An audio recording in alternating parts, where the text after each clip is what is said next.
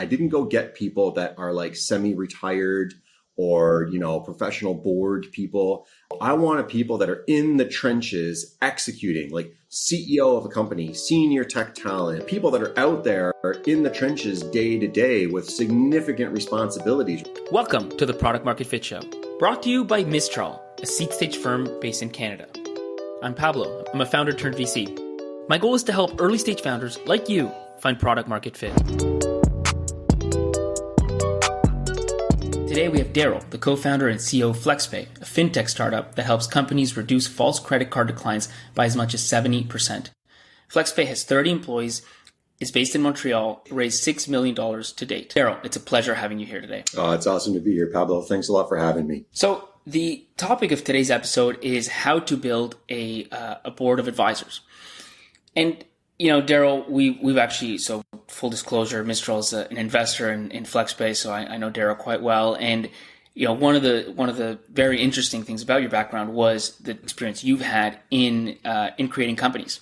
This is not your first rodeo. And yet when you launched Flexpay, you decided to build a board of advisors, something that, many people might think, yeah, board of advisors is great if you're a first-time founder and you need help in a bunch of different places. But once you're a serial entrepreneur, you've done it a bunch of times, you can just go at it. I would like to understand the why of it. I mean, why did you decide in the first place that you wanted and needed a board of advisors? Well, I knew that from the previous businesses that I'd been in, that, your network is really your net worth, as the cliche goes.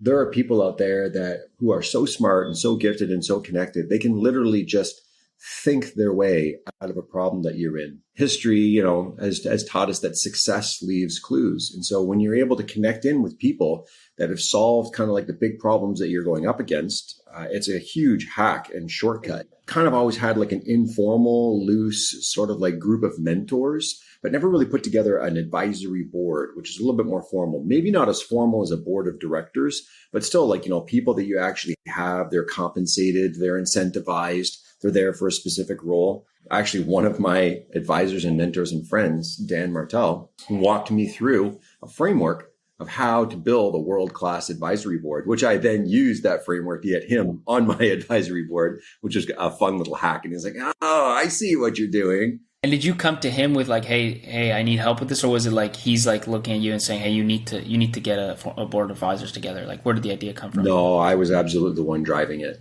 I was the one who said, look, I know that this is going to be hugely valuable.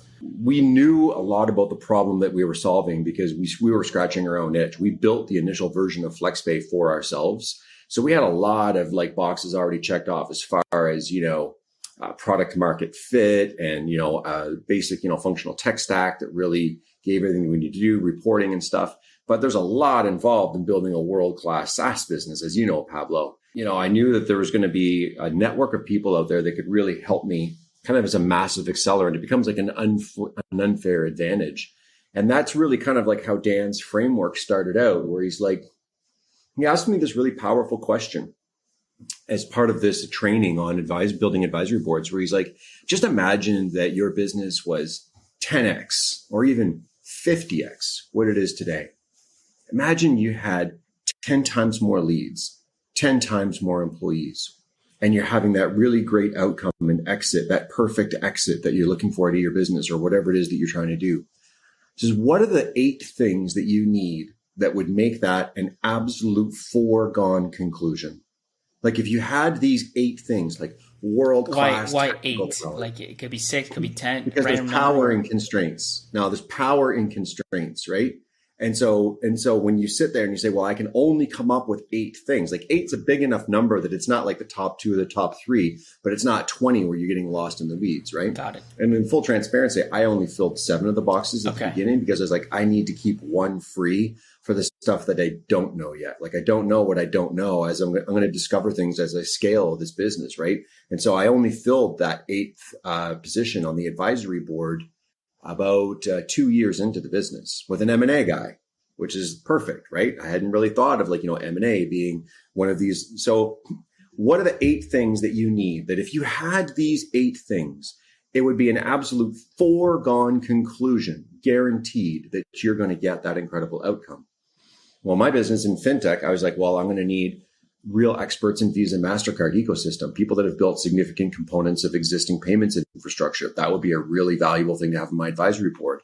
I thought about world-class culture inside of the company, right? Who are the top companies that have absolutely incredible culture, and who are the people that craft that?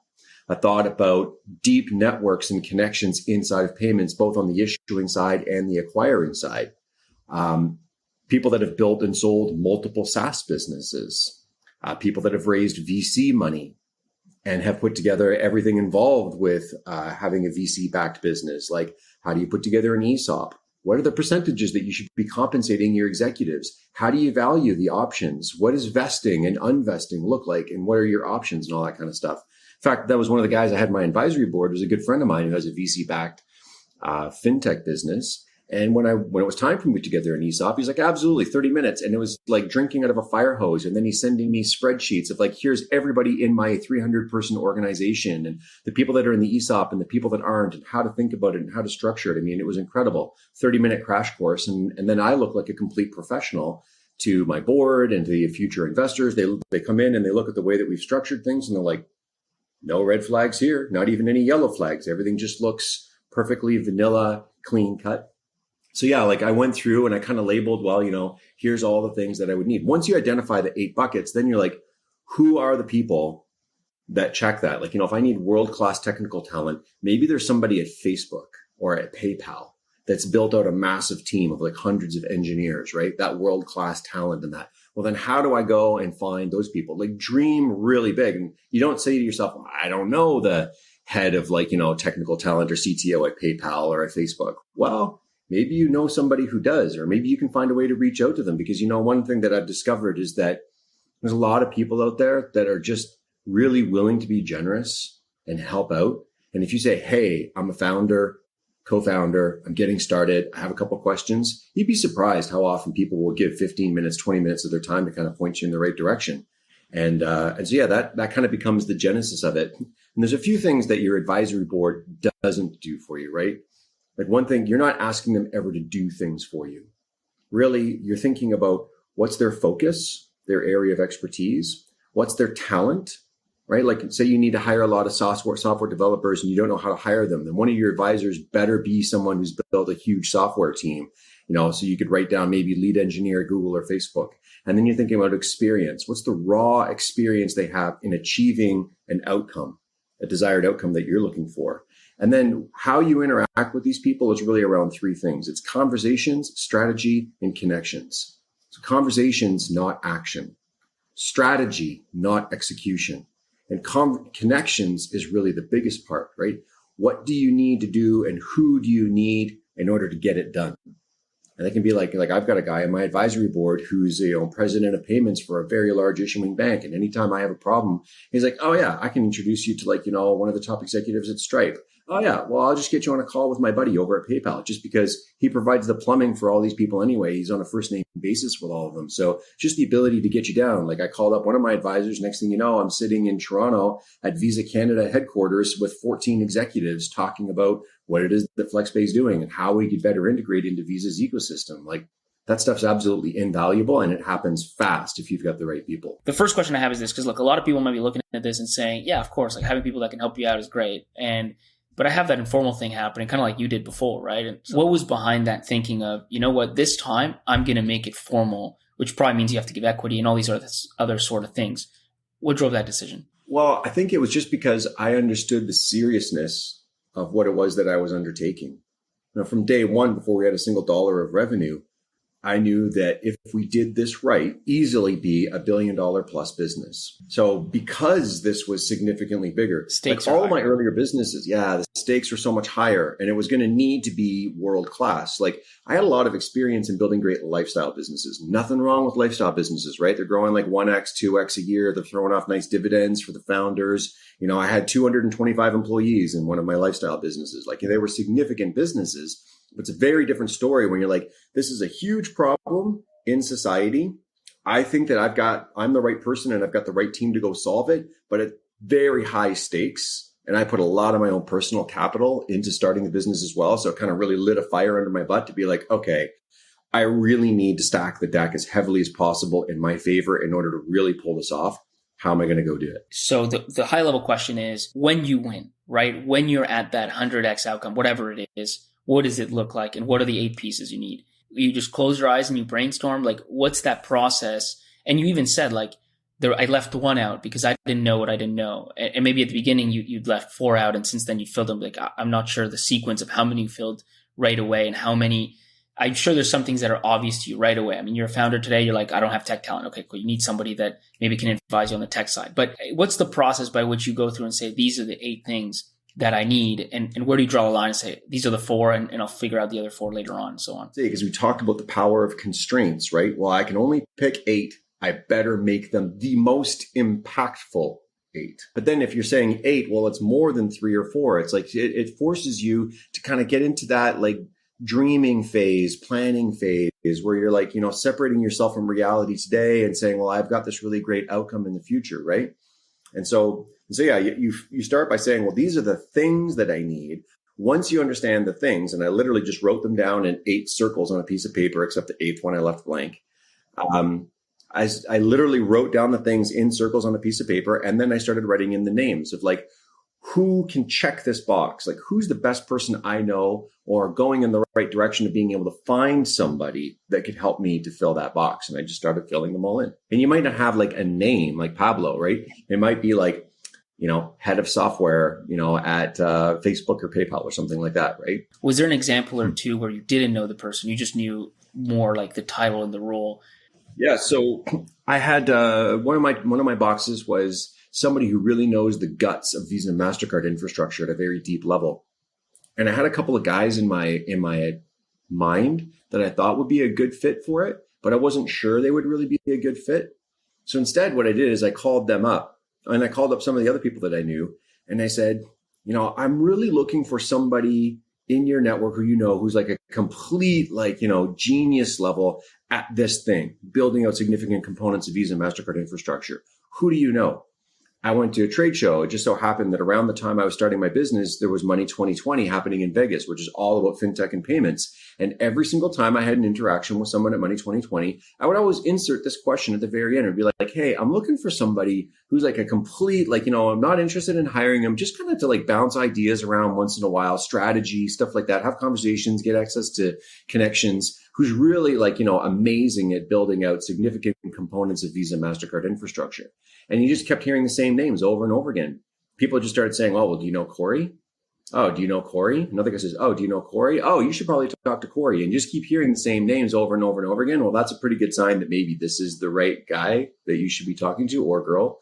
And then I'm like, oh, well, would you be able to make an intro? And a couple of guys are like, I don't really know him personally, but this guy might know him. I can introduce you. You just start to follow the chain. Next thing you know, you got 3 or 4 people that are all talking to Corey about this guy, Darryl, starting Flexpay. And it's like, well, I guess I better take his call. This is kind of interesting. And sure enough, Corey wasn't even the right guy, but he's like, I got the perfect guy for you. And every single one of my advisors, this is key, said, I can do this, but I cannot commit to like monthly meetings or quarterly meetings or anything like that. Like, call me anytime, email me anytime, ad hoc, you're stuck. Great. I know a lot of people, and Dan even recommends in his framework to set up a regular cadence of interacting with these people. I never did that. I'm just like, they're on. It's like my bat phone, right?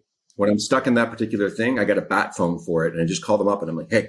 And why not? Because I get the pros of doing the monthly meeting and having it on the books. Is there a reason why you chose, like, let's do it more this ad hoc way? 6 out of the original 7 guys that I chose said it was a deal breaker, that they could not accept the position if they had to put something in their calendar like that because they're so busy. And this was also something that I did. I didn't go get people that are like semi-retired or, professional board people. I wanted people that are in the trenches executing, like CEO of a company, senior tech talent, really like people that are out there are in the trenches day to day with significant responsibilities, right? Because all their experience is fresh.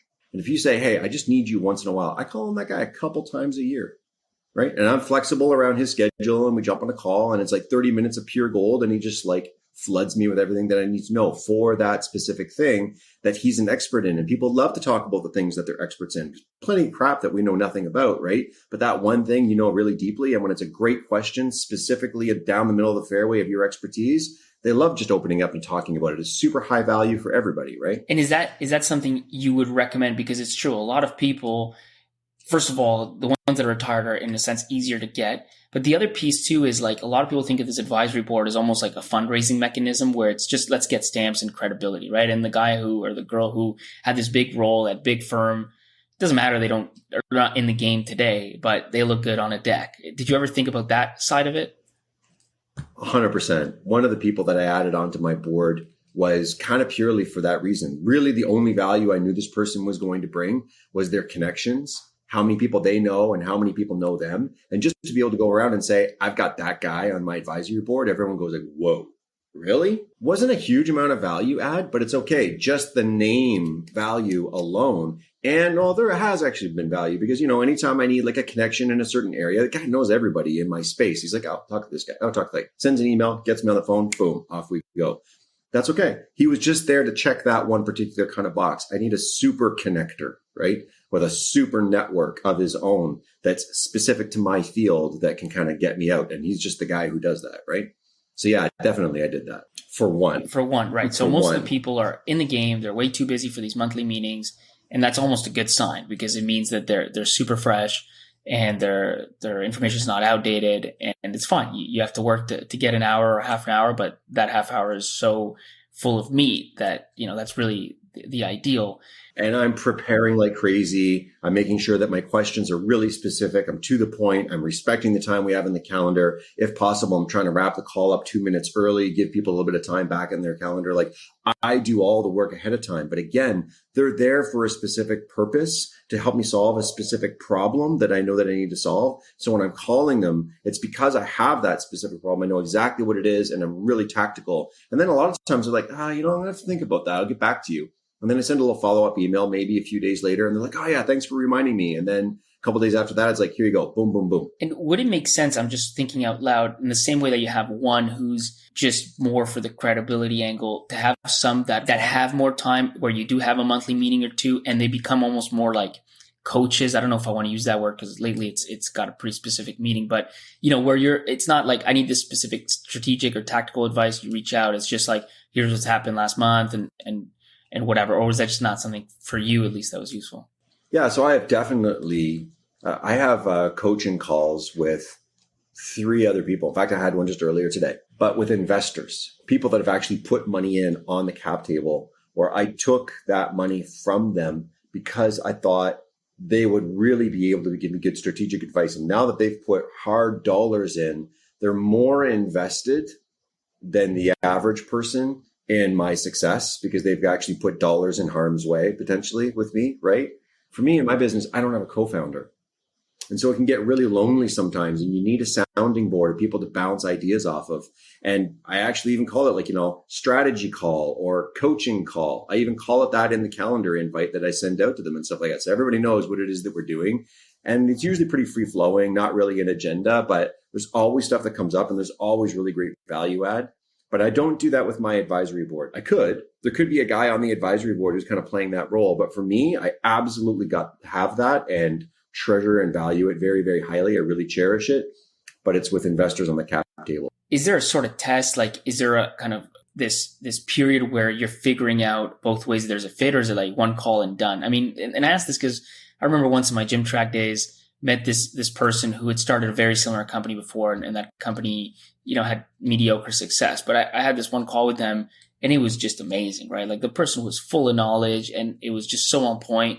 And we talked to a few of our existing advisors and they're like, yeah, sounds great. Just make sure you before, because we're like, we need to make this guy an advisor yesterday, right? And they're like, make sure you spend some more time with him because there's people who have an hour worth of content and like, that's it, right? And then the second hour and the third hour, there's not much more there, right? So how did you go through that period for those that were kind of net new to your board that you didn't know before, of figuring out, yeah, this is the person and I'll offer them, and we'll get into the details of what you offer them to?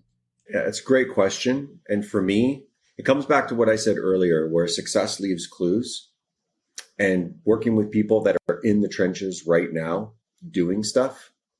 And so since that was one of my primary filters, I think it really saved me a lot from having to vet people out, because these were people that were already, that had been and currently are executing at a very high level in a role, right? So even if they're not the perfect fit, there's gonna be some really good value there, because they're not just like, sitting there saying. There's a lot of people that they're highly valuable people that are semi-retired, and they love being on boards and they love sharing their advice and stuff like that. And there can be really great value out of it. And that's fine if you want to go down that road. But for me, I just knew that if I put that filter of saying, I'm only going to work with people that are actually working and building their own business and really moving the needle in a significant way in what they are doing day to day in their own job, I kind of don't need to worry as much. And it has worked really, really well for me. These people have given me phenomenal advice that's really moved the dial. I often say to founders, it's why you and I chose this as a topic for this call, because I often say to other founders that I'm coaching or giving advice to, like,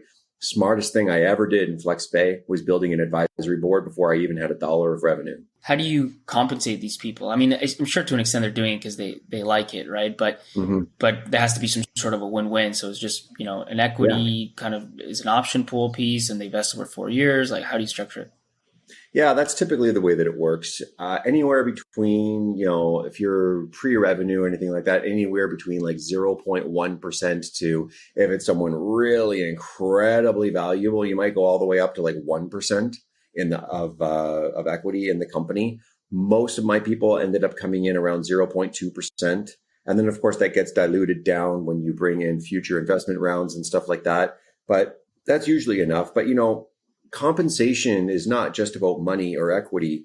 It's also about how compelling your vision is, right? Do they want to attach their brand to your story? There's a great quote that I love from Napoleon Hill where he says, "Dream no small dreams, for they have no power to stir men's blood."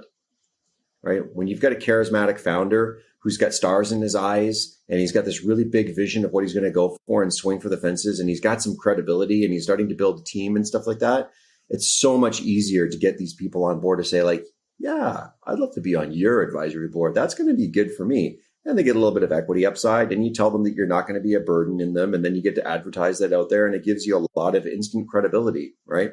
Connections, credibility. In some cases, it even turns into capital. Some of them might even turn into investors or introducing you to investors and stuff like that. So you're getting a lot of boxes checked by doing it that way. And one other thing is that the first conversation when you reach out to these people, you're never asking them to be on the advisory board. That's almost a surefire way to have it blow up in your face. It's like that old cliche. If you want money, ask for advice. And if you want advice, ask for money. Right? So if you want someone to be on your advisory board, ask for their advice. Don't ask them straight up to be on the advisory board. It's usually like, hey, so-and-so told me that you would be an amazing resource to talk to. I'd just like to pick your brain. And then you're kind of like, it's the dating phase, right? You're getting to know them and like, what are they actually doing? And you're relying on your spidey senses. And maybe you've already done your homework with some reference checks and stuff. And then usually at some point in the call, there'll be a question like, well, how can I help? After they hear your pitch and your story and what it is that you want to do, it's like, well, how can I help? As soon as they ask that question, you got them, right? And then you'd be like, well, I would really love it if we could like have, if I could just rely on you for this one particular thing. And then what's going to make that a win for you? And I'd love to kind of formalize it. I had a couple of guys who were like, I'm not going to take the shares, the advisory shares. I'm just not going to do it. I don't need that. And I'm like, no, I really want you to have it, because I want to feel like it's okay for me to call you because I've actually given you something for this. And it will hopefully be very, very valuable in the future, but it's also to honor you and your commitment, right? And so I did it across the board, even the guys who refused it at first. Maybe we can go into, if you could tell us like one or two stories of when one of these advisors really, really helped the business. You shared that kind of option story. And I'm wondering if you have other ones similar to that. Yeah. So like I mentioned that I got Dan Martell on my advisory board. The guy's built and sold 3 SaaS businesses from idea to exit. And the reason why I wanted him on the advisory board is not just that success leaves clues and he's done 3 times what it is that I'm setting out to do, but also he's a frameworks geek. He's a self-taught coder and he has frameworks for everything. So he's got these prescriptive playbooks at a very tactical level that can help you to solve particular problems that you come across as you're building a SaaS business. So he's become my frameworks guy. And anytime I need a framework for like, how do I shorten up my sales cycle? Or how should I think about, lead gen, digital demand lead gen? Or how should I think about organizing my org chart and my direct reports and what the org chart should look like now and what it should look like in the future? And what are the milestones I need to hit in order to change the org chart on the way? He's got frameworks for all that kind of stuff, right? So that's been super, super helpful where I'm really tactical. I'm like, really kind of struggling with this component based on the size of the money. He's like, oh yeah, it makes sense. You need this, this, this. Here's the framework, right?